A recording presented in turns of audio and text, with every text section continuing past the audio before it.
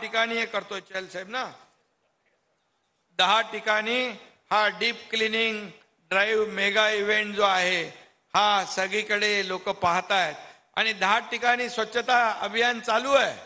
हे जिजामाता उद्यान भायखळा, आमदार यामिनी जाधव आहेत, माजी नगरसेवक यशवंत जाधव आहेत, सुरेखा लोखंडे आहेत, तिथे सदाकांत धवन उद्यान परेल, कालिदास कोळंबकर आहेत, मनीषा कायंदे आहेत, सुप्रिया मोरे आहेत, वांद्रे पश्चिम आशिष शेलार आहेत, अलका केरकर आहेत, स्वप्ना म्हात्रे आहेत, वेसावे चौपटी अंधारी डॉक्टर भारती लवेकर, श्रीमती प्रतिमा खोपडे, रोहन राठोड, त्याचबरोबर बांगूर नगर गोरेगाव विद्याताई ठाकूर, दीपक ठाकूर, श्रीकला पिल्ले, त्याचबरोबर ठाकूर विलेज कांदिवली गोपाळ शेट्टी खासदार, सुरेखा पाटील, मंगेश कुडाळकर सावरकर मैदान कुर्ला, प्रवीणा मोराजकर, त्याचबरोबर अमरनाथ उद्यान गोवंडीर खासदार राहुल शेवाळे, वैशाली शेवाळे, समृद्धी काते, D mart junction Hiranandani Dilip Lande आमदार, केदार शिंदे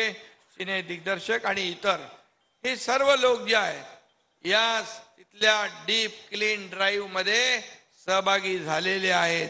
म्हणजे एकाच वेळेस 10 ठिकाणी डीप क्लिनिंग ड्राईव्ह सुरू आहे.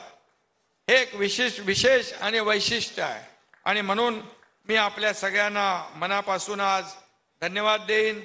हा अभियान जे आहे आपण अतिशय मोठ्या प्रमाणावर राबवूया आणि हे अभियान फक्त मुंबईपुरतं ठाण्यापुरतं मर्यादित नाही, संपूर्ण राज्य आपल्याला यामध्ये कव्हर करायचं आहे.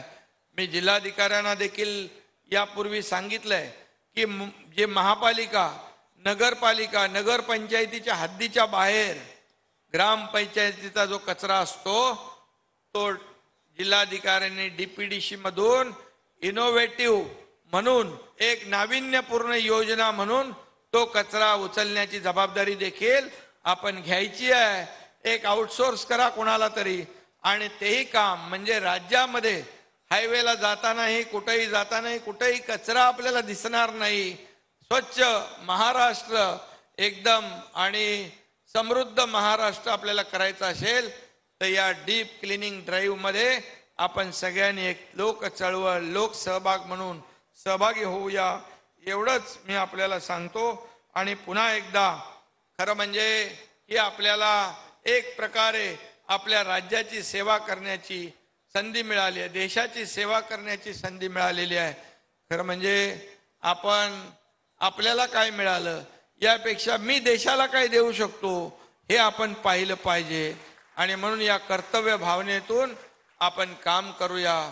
आज मला संधी मिळाली मुख्यमंत्री म्हणून राज्यातल्या लोकांची सेवा करण्याची संधी मिळालेली आहे आणि या संधीचं सोनं या पद्धतीने एकही दिवस न थांबता आपण काम करूया. सर्वांनी एकजुटीने एक टीम म्हणून काम केलं तर मोठी कामं सोपी होऊन जातात आणि म्हणून राज्य सरकार या सर्वसामान्य लोकांसाठी अनेक निर्णय घेते आहे आणि म्हणूनच हे सर्वसामान्यांचं सरकार अल्पावधीमध्ये लोकप्रियतेकडे चाललंय, लोकप्रिय होत चाललंय याचा आम्हाला सार्थ अभिमान आहे.